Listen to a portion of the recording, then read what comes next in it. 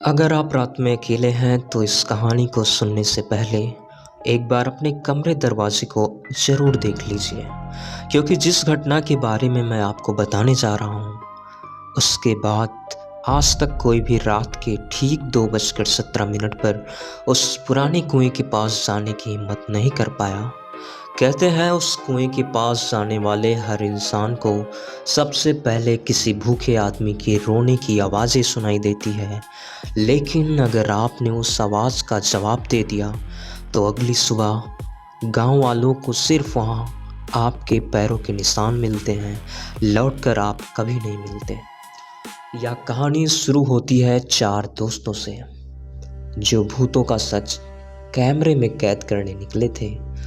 उन्हें लगा था कि वे एक वायरल वीडियो बनाएंगे, लेकिन उस रात उनके कैमरे में जो रिकॉर्ड हुआ उसे देखकर पुलिस ने भी वह वीडियो आज तक सार्वजनिक नहीं किया। तो आखिर उस काले कुएं में ऐसा क्या था जिससे पूरा गांव आज भी डरता है? आइए सुनते हैं काला कुआं, जहां से लौटकर अब तक कोई नहीं लौटा। समय था सन 1838। उत्तर भारत का एक छोटा सा गांव बेलवा। लगातार 2 साल बारिश नहीं हुई, खेत सूख गए, तालाबों में दरारें पड़ गई और घर घर भूख थी। लोग पेड़ों की छाल पीसकर खाया करते थे। माएँ अपने हिस्से की रोटी बच्चों को दे देती और खुद पानी पीकर सो जाया करती। लेकिन उसी गांव में एक आदमी था, जमींदार रुद्र प्रताप सिंह। उसके अनाज के गोदाम अब भी भरे हुए थे जो गांव से वसूल गए थे। गेहूं, चावल, बाजरा, सब कुछ। गांव वाले रोज उसके दरवाजे पर जाते, मालिक थोड़ा अनाज दे दीजिए, फसल आने पर हम आपको लौटा देंगे। लेकिन उसका जवाब हर बार एक ही होता, भूख से कोई नहीं मरता, मेहनत ना करने से मरता है। ये बात तो उसे भी पता होगी कि किसान से ज़्यादा, गांव वालों से ज़्यादा मेहनत कोई नहीं करता। यह सुनकर कई लोग खाली हाथ लौट जाते, कुछ वहीं रो पड़ते, लेकिन जमींदार का दिल नहीं पिघलता। दिन बीतते गए, गांव में मौतें शुरू हो गई। सबसे पहले बूढ़े गए, फिर बच्चे, फिर जवान, और हर सुबह किसी न किसी के घर से रोने की आवाज़ें आ ही जाती। एक रात करीब 50 भूखे गांव वाले इकट्ठा हो गए। उन्होंने तय किया कि आज हम अनाज मांगने नहीं, लेने जाएंगे। वे हथियार लेकर तो नहीं गए, लेकिन उनके हाथों में खाली बोरे थे। वे लड़ने नहीं, जीने गए थे। लेकिन हवेली के पहरादारों ने उन्हें चोर समझ लिया। जमींदार के आदेश पर कई लोगों को पकड़ लिया गया। कुछ को पीटा गया बेरहमी से और कुछ वापस कभी नहीं लौटे। गांव में यह अफवाह फैल गई कि पकड़े गए लोगों को हवेली के पीछे बने एक कुएं में फेंक दिया गया। किसी ने अपनी आंखों से तो नहीं देखा, लेकिन कई रातों तक उस कुएं की दिशा से मदद के लिए पुकारने जैसी आवाज़ें सुनाई देती थी। धीरे धीरे लोग उस रास्ते पर जाना छोड़ने लगे। कई साल बीत गए, जमींदार की हवेली खंडहर बन गई, लेकिन वह कुआं आज भी वहीं का वहीं है। लोग उसे एक ही नाम से पुकारने लगे, काला कुआं। वर्तमान समय में वर्ष 2024। सोशल मीडिया पर वायरल होने की होड़ थी।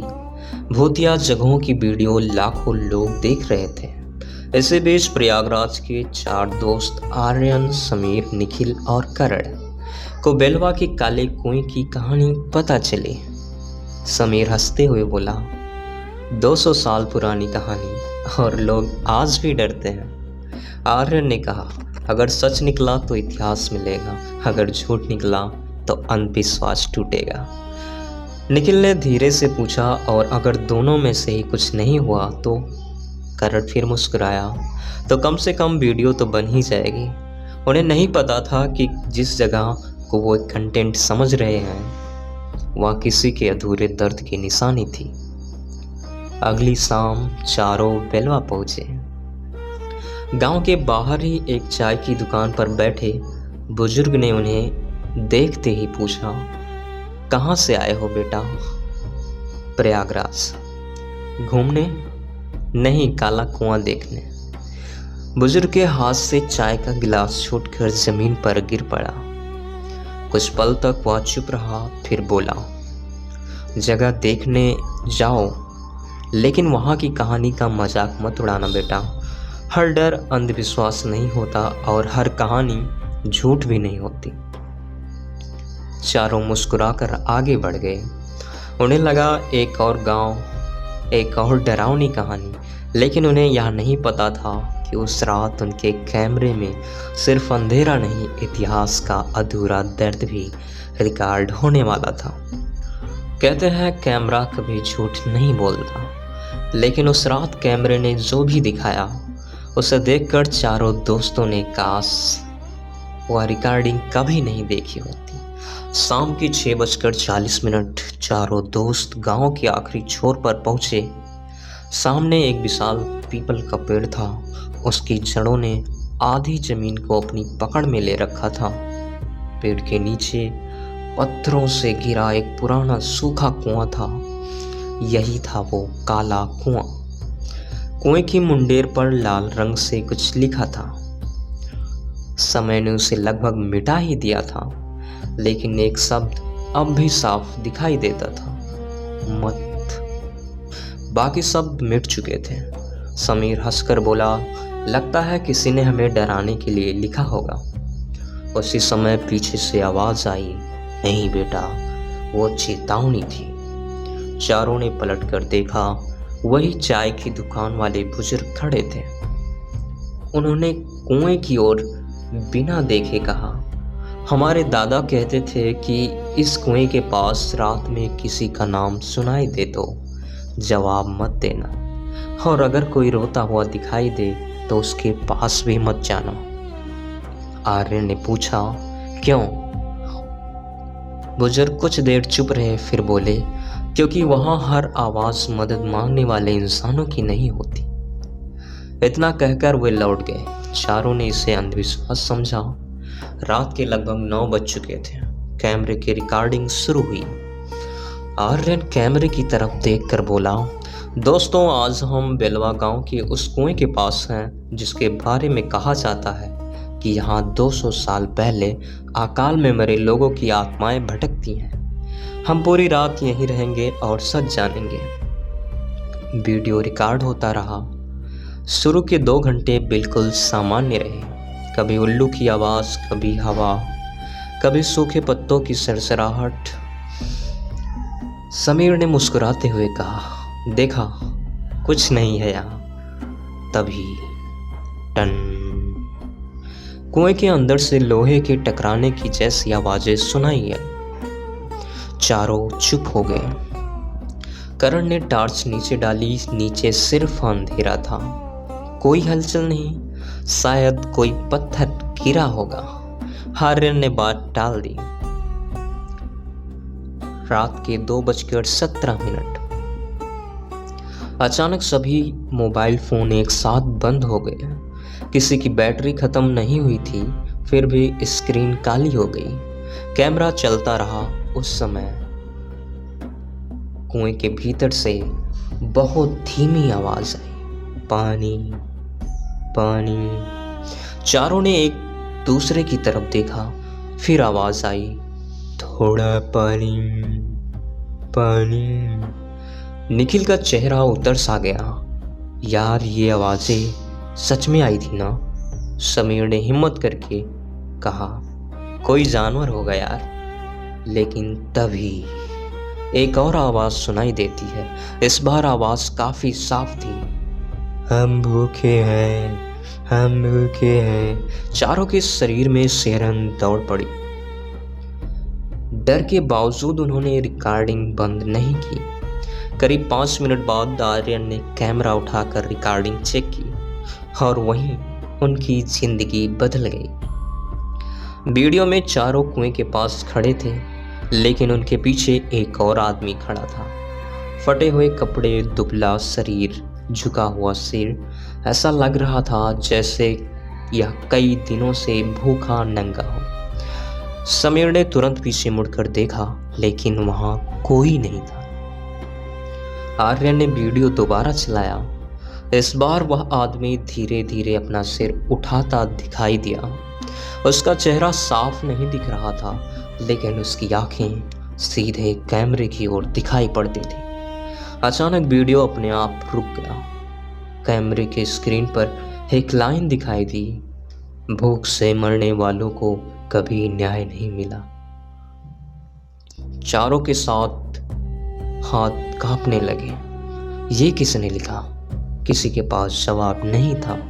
उसी समय पीछे से किसी ने बहुत धीमी आवाज में कहा, अब हमारी कहानी पूरी करोगे? हमारी कहानी। चारों ने एक साथ पीछे मुड़कर देखा। पीपल के पेड़ के नीचे कोई खड़ा था, लेकिन जैसे ही टॉर्च की रोशनी उस तक पहुंची, वहां सिर्फ हवा थी और मिट्टी पर 4 नहीं 5 जोड़ी पैरों के निशान थे। कहते हैं कुछ आवाजें हवा में नहीं गूंजती, वे जमीर में गूंजती हैं, और अगर उन्हें सुन लिया जाए तो पूरी जिंदगी उनका पीछा नहीं छोड़ता। रात के करीब 2:19 हो चुके थे। पीपल के नीचे खड़े चारों दोस्तों की सांसें तेज चल रही थी। मिट्टी पर साफ साफ 5 जोड़ी पैरों के निशान बन चुके थे। 4 उनके और 5वां किसी ऐसे इंसान का जिसने शायद वर्षों से जूते नहीं पहने थे। निशानों के साथ साथ सूखी मिट्टी पर कुछ और भी बना था, जैसे किसी ने उंगली से लिखा हो, भूख सबसे बड़ा श्राप है। समीर ने घबरा कर कहा, बस बहुत हुआ, यहाँ से अब चलो निकलते हैं। चारों उसी पगडंडी की ओर भागने लगे जिससे वे आए थे, लेकिन 5 मिनट बाद वे फिर उसी पीपल के पेड़ के नीचे पहुंचते हैं। निखिल की आवाज आई, हम घूमकर कैसे वापस आ गए? आर्यन ने मोबाइल में नक्शा खोलना चाहा, लेकिन स्क्रीन पर सिर्फ एक गोला घूम रहा था। कोई नेटवर्क नहीं, कोई लोकेशन नहीं, मानो दुनिया का नक्शा ही खत्म हो गया। अचानक दूर से ढोल जैसी आवाज सुनाई दी, ढम ढम ढम। चारों ने टॉर्च की रोशनी उसी दिशा में घुमा दी। उन्हें ऐसा लगा जैसे धुंध के बीच कई लोग धीरे धीरे चल रहे हैं। फटे कपड़े, कमजोर शरीर, कंधों पर खाली बोरे। वे किसी बारात की तरह नहीं, बल्कि भूख से टूटे हुए लोगों की तरह चल रहे थे। निखिल फुसफुसाया, ये कौन है? कोई जवाब नहीं। वे आकृतियां कुएं के पास पहुंची और फिर एक एक करके अंधेरे में गायब होने लगी। लेकिन आखिरी आदमी रुक गया। उसने पीछे मुड़कर देखा। उसकी आंखों में गुस्सा नहीं था, बस एक सवाल था, हमारा कसूर क्या था? भूख। अगले ही पल पूरा दृश्य गायब हो गया। आर्यन ने कांपते हुए हाथों में कैमरा उठाया। उसे लगा शायद ये सब भ्रम था, लेकिन रिकॉर्डिंग देखने पर उसमें वही दृश्य कैद था। इतना ही नहीं, कैमरे में एक और चीज रिकॉर्ड हुई। धुंध के बीच एक आलीशान हवेली और उसकी छत पर खड़ा एक आदमी, सिर पर पगड़ी, हाथ में बंदूक और पीछे अनाज से भरे गोदाम। वह जोर से चिल्ला रहा था, एक दाना बाहर नहीं जाएगा।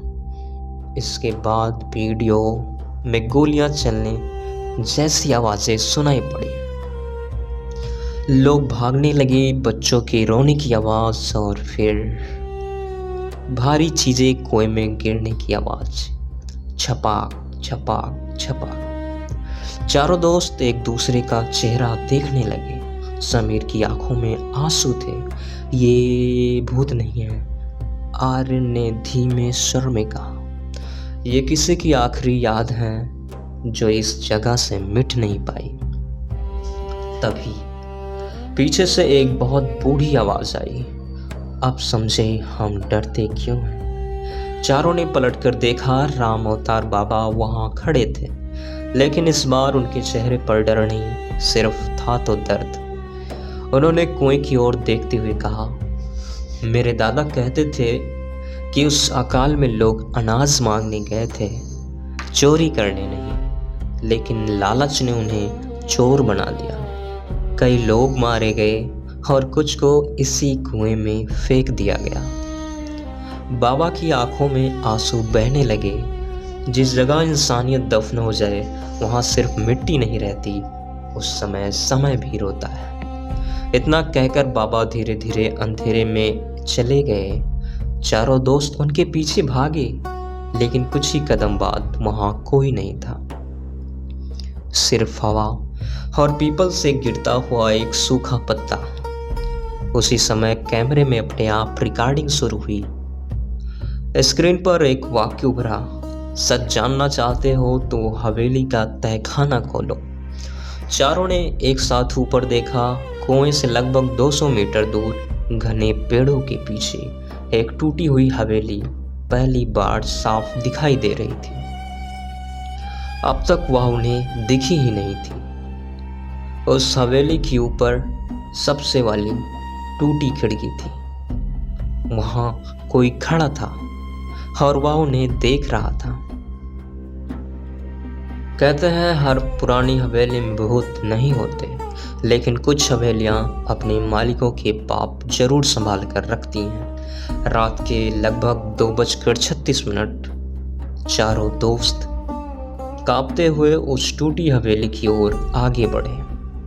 हवा पहले ही ज्यादा भारी लग रही थी और मुख्य दरवाजा आधा टूटा हुआ था, जैसे ही किसी ने बरसों पहले उसे जबरदस्ती खोलने की कोशिश की हो। जैसे ही आर्यन ने दरवाजा धक्का देकर खोला, ची की आवाज पूरे सन्नाटे में गूंज उठी। अंदर हर चीज पर धूल जमी थी। दीवारों पर मकड़ी के जाले, टूटी कुर्सियां और एक बड़े कमरे में लकड़ी की अलमारियां। निखिल की टार्च एक दीवार पर रुकी। वहां धुंधले अक्षरों में लिखा था, अनाज भगवान का प्रसाद है। इसे रोकने वाला इंसान ही नहीं, भगवान भी पापी है। समीर ने धीमे से कहा, लगता है यह किसी ने बाद में लिखा होगा। तभी नीचे से किसी भारी चीज के घसीटे जाने की आवाज आई। गर्र गर्र। चारों एक दूसरे को देखने लगे। आवाज जमीन के नीचे से आ रही थी। तहखाना। फर्श के बीच लोहे का एक पुराना दरवाजा था। उस पर मोटी जंग लगी थी। आर्यन और करण ने मिलकर उसे उठाया।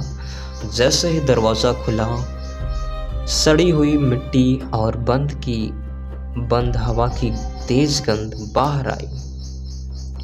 सीढ़ियां नीचे अंधेरे में उतर रही थी। चारों ने टार्च जलाई और धीरे धीरे नीचे उतरने लगे। हर कदम पर ऐसा लगता जैसे कोई उनके साथ चल रहा हो, लेकिन पीछे मुड़ने पर कोई नहीं। तहखाने के आखिरी कमरे में एक विशाल लोहे का संदूक रखा था।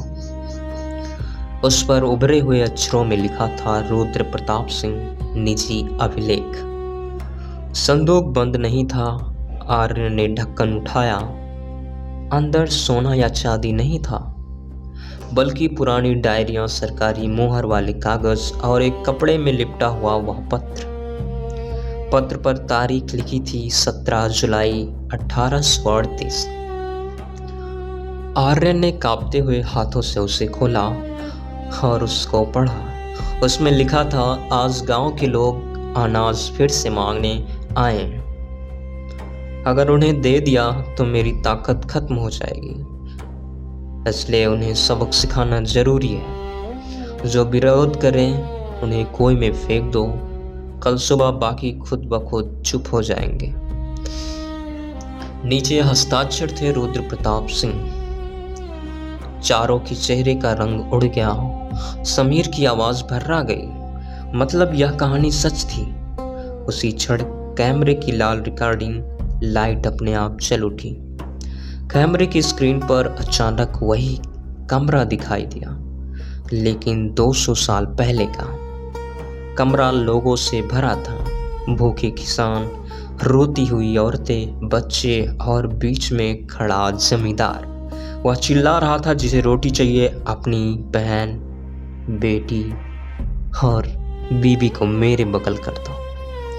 अगले ही पल कुछ लोगों को घसीटकर बाहर ले जाया गया। कैमरे में सिर्फ आवाजें रिकॉर्ड हुई, रोना, दया की भीख और फिर कुएं में गिरती देहों की आवाजें। कमरे में बैठे चारों लोगों की आंखों से सिर्फ आंसू निकल रहे थे। यह डर से ज्यादा दर्द था। अचानक तहखाने की दीवार पर खुद ब खुद एक दरार उभर आई। उसके पीछे एक छोटा सा कमरा था। वहां मिट्टी में दबा एक पत्थर लगा था। उस पर नाम नहीं, सिर्फ एक पंक्ति लिखी थी, हमें दफनाने वाला समय नहीं, अहंकार। और वह पापी इंसान था। आर्यन ने उस पत्थर पर हाथ रखा। उसी क्षण पूरी हवेली जोर से कांप उठी। ऊपर से धूल गिरने लगी। किसी अनदेखी आवाज ने पूरे तहखाने में कहा, अब सच बाहर है। लेकिन उसी के साथ हवेली का मुख्य दरवाजा अपने आप बंद हो गया। चारों दोस्त अंदर फंस चुके थे और सीढ़ियों के ऊपर किसी के धीमे धीमे उतरने की आवाज आने लगी। ठक ठक ठक। कोई उनकी ओर बढ़ ही रहा था। कहते हैं हर पाप की एक उम्र होती है, लेकिन हर अन्याय की एक गवाही भी होती है। जब गवाही सामने आती है तो इतिहास बदल जाता है। रात के 2:42 तहखाने की सीढ़ियों पर कदमों की आवाज लगातार पास आ रही थी। ठक ठक ठक ठक। चारों दोस्तों ने टार्च उस दिशा में कर दी। अंधेरे से धीरे धीरे एक बूढ़ा आदमी नीचे उतरता दिखाई दिया। सिर पर पुरानी पगड़ी, हाथ में लकड़ी की छड़ी और आंखों में अजीब सी उदासी। वह कोई हमला करने नहीं आया था। उसने संदूक में रखी डायरी की ओर इशारा किया और धीमे से बोला, 200 साल से इसी दिन का इंतजार था। आर्यन ने हिम्मत करके पूछा, आप कौन? बूढ़े ने जवाब दिया, मैं उस चौकीदार का बेटा हूँ जिसने अपनी आंखों से यह सब देखा था। मेरे पिता ने सच लिखकर उस संदूक में छिपा दिया था, क्योंकि उस समय सच बोलने पर भी मार दिए जाते थे। उसने कांपते हाथ से एक पुराना कागज निकाला। वह गांव के लोगों की सूची थी और हर नाम के आगे लिखा था, भूख से नहीं, अन्याय से मरे। समीर की आंखों पर अब आंसू बहने लगे। उसे पहली बार समझ आया कि काले कुएं की कहानी कोई डर की कहानी नहीं, बल्कि एक अन्याय और दर्द की कहानी थी। अचानक हवेली जोर से कांपने लगी। ऊपर की दीवार से जमींदार रुद्र प्रताप सिंह की बड़ी सी तस्वीर गिर गई और टूट गई। कमरे में तेज हवा चलने लगी। कैमरा अपने आप रिकॉर्डिंग करने लगा। टार्च की रोशनी बार बार झिलमिलाने लगी। दीवार पर बने साए ऐसे लग रहे थे जैसे सैकड़ों लोग एक साथ खड़े हों, लेकिन इस बार वे डरावने नहीं लग रहे थे। वे शांत थे, मानो वर्षों बाद उनकी बात किसी ने सुन ली हो। बूढ़े ने कहा, इन्हें बदला नहीं गया, इन्हें बस चाहिए था सच। इन्हें कोई बदला नहीं चाहिए था। आर्यन ने डायरी, पत्र और सभी दस्तावेज अपने बैग में रख लिए। ये सब बाहर जाएगा और पूरा देश जानेगा कि इस गांव के साथ अन्याय हुआ था, क्या हुआ था। उसी पल तहखाने की हवा बिल्कुल शांत हो गई। सीढ़ियों की ओर देखा तो दरवाजा अपने आप खुल चुका था। किसी ने उसे खोला नहीं था। चारों धीरे धीरे बाहर निकले। वे उसी पीपल के पेड़ के पास जा पहुंचे। पहली बार उन्हें वहां कोई आवाज नहीं सुनाई दी। कुएं के पास हल्की हवा चल रही थी। पेड़ के पत्ते अब भी धीरे धीरे हिल रहे थे और ऐसा लग रहा था मानो किसी ने बहुत धीमे से कहा हो, अब हमें याद रखना, डरना नहीं। कुछ महीनों बाद पुरातत्व विभाग और प्रशासन ने उस जगह की जांच करवाई। पुराने अभिलेखों, डायरी और स्थानीय परंपराओं के आधार पर यह माना गया कि उस अकाल के समय गांव में गंभीर अन्याय हुआ था। कुएं के पास एक स्मारक बनाया गया। उस पर लिखा गया, यह स्मृति उन अज्ञात ग्रामीणों को समर्पित है जिन्होंने भूख, अन्याय और लालच का दर्द सहा। गांव के लोगों, बच्चों को अब यह कहानी भूतों की नहीं बल्कि इंसानियत के रूप में सुनाई जाती है। और ये कहानी कुछ पंक्तियों के साथ समाप्त करता हूँ। कहते हैं, भूतों से ज़्यादा डर उस इंसानों से होना चाहिए जो किसी भूखे से उसका निवाला छीने। जिस समाज में अन्याय जिंदा रहता है वहाँ डर की कहानियाँ नहीं बल्कि उम्मीद की कहानियाँ जन्म लेती हैं। और कहते हैं, आज भी अगर उस स्मारक पर एक दीपक जलाकर उन अनजान लोगों को श्रद्धांजलि देता है तो पीपल के पत्ते बिना हवा के भी हिलते हैं। गांव वाले डरते नहीं, वे सिर झुकाकर वहां से लौट आते हैं, क्योंकि अब वह जगह भूतों की नहीं बल्कि इतिहास की गवाह है। और इस तरह यह कहानी समाप्त होती है। दोस्तों, अगर आपको यह कहानी जरा सा भी अच्छा लगा हो और आगे ऐसे ही कहानियाँ सुनना चाहते हैं तो हमें ज़रूर सब्सक्राइब करें और लाइक करें ताकि हम ऐसे ही वीडियोस को लाते रहें। धन्यवाद। मिलते हैं एक नए वीडियो के साथ, तब तक के लिए बाय बाय।